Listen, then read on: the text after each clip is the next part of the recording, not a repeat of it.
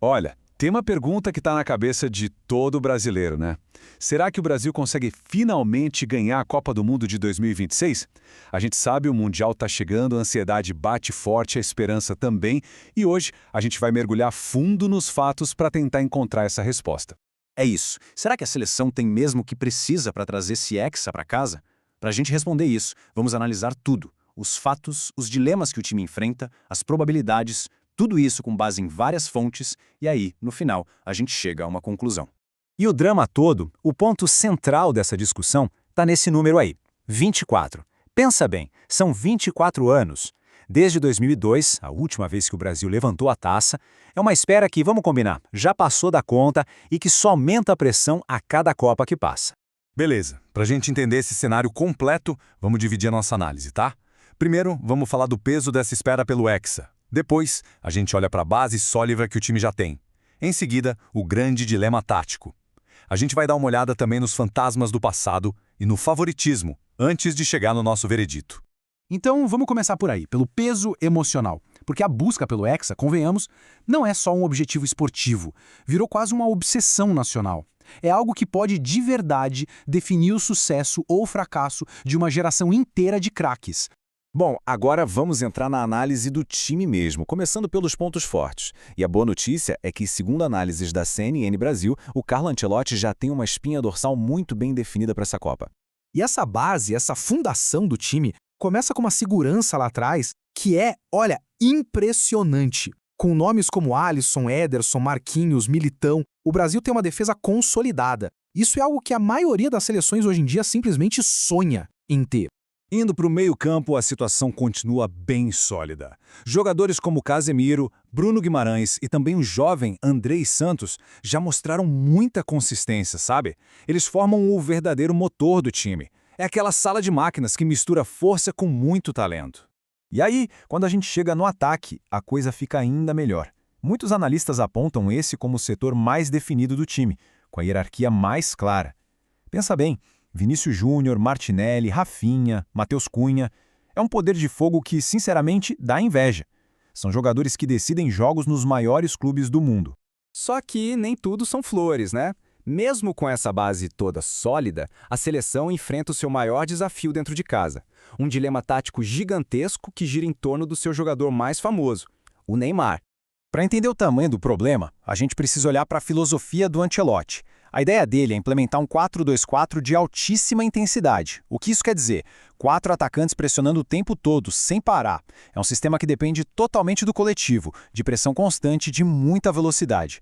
Um modelo super moderno, mas também muito, muito exigente.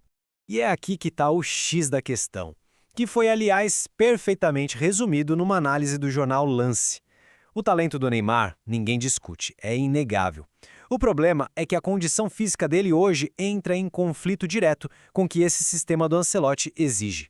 O ponto é o seguinte, o Brasil praticamente vira dois times diferentes. Com o Neymar em campo, o ritmo cai, o jogo fica mais cadenciado, todo mundo esperando um lance de gênio dele. Já sem ele, o time joga com muito mais velocidade coletiva, com pressão alta, o custo tático para encaixar o Neymar é enorme, isso pode forçar o Ancelotti a simplesmente abrir mão do modelo de jogo que ele acredita ser o ideal. E o quebra-cabeça não para por aí no dilema do Neymar. Existem outras incertezas. Análises da CNN, por exemplo, apontam que as laterais ainda não estão fechadas. Tanto a direita quanto a esquerda são posições que ainda estão com a disputa em aberto e isso, claro, representa um ponto de vulnerabilidade para o time. Ok, saindo um pouco dos problemas internos do time, vamos olhar agora para os fatores externos. Porque a história recente da seleção é marcada por alguns fantasmas, sabe? E os números de hoje trazem uma boa dose de realismo sobre esse tal favoritismo brasileiro. E um dos maiores fantasmas é aquela famosa maldição das lesões pré-Copa. O histórico, convenhamos, é de arrepiar. Em 98, a gente perdeu o Romário. Em 2002, o capitão Emerson. E o risco é tão real que essa maldição parece já ter começado. O Rodrigo, por exemplo, já está confirmado fora por uma lesão no joelho. É uma ameaça que, infelizmente, sempre assombra a preparação da seleção. Mas, por outro lado, tem um fator que pode dar uma ajudinha. Um estudo bem interessante da Revista Brasileira de Futsal e Futebol analisou todas as Copas e descobriu uma coisa. Jogar em casa melhora o desempenho de uma seleção, em média, em 5 posições. E como a Copa de 2026 vai ser aqui, na América do Norte, esse fator casa continental pode acabar sendo uma pequena vantagem para a gente. Mas e lá fora? Como os especialistas estão vendo o Brasil? Bom, o jornal The Athletic, que é um dos mais respeitados do mundo, coloca a nossa seleção como a terceira favorita. Fica atrás da França e da Argentina. Ou seja, o Brasil está ali, no grupo dos principais candidatos, mas ainda não é visto como o favorito número 1. E agora se preparem para um dado que é um verdadeiro choque de realidade.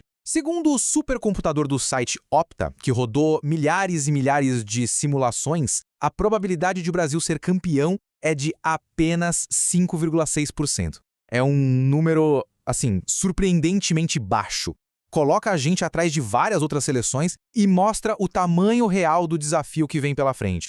Ok, depois de analisar a base sólida do time, o dilema tático, os fatores externos, chegou a hora da gente juntar todas essas peças e finalmente chegar a um veredito sobre as chances do Brasil.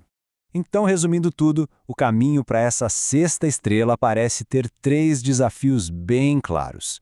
Primeiro, o Ancelotti precisa encontrar uma solução para aquele quebra-cabeça tático. Segundo, o time precisa ter a sorte de escapar da tal maldição das lesões. E terceiro, definir de uma vez por todas as posições que ainda estão em aberto, como as laterais.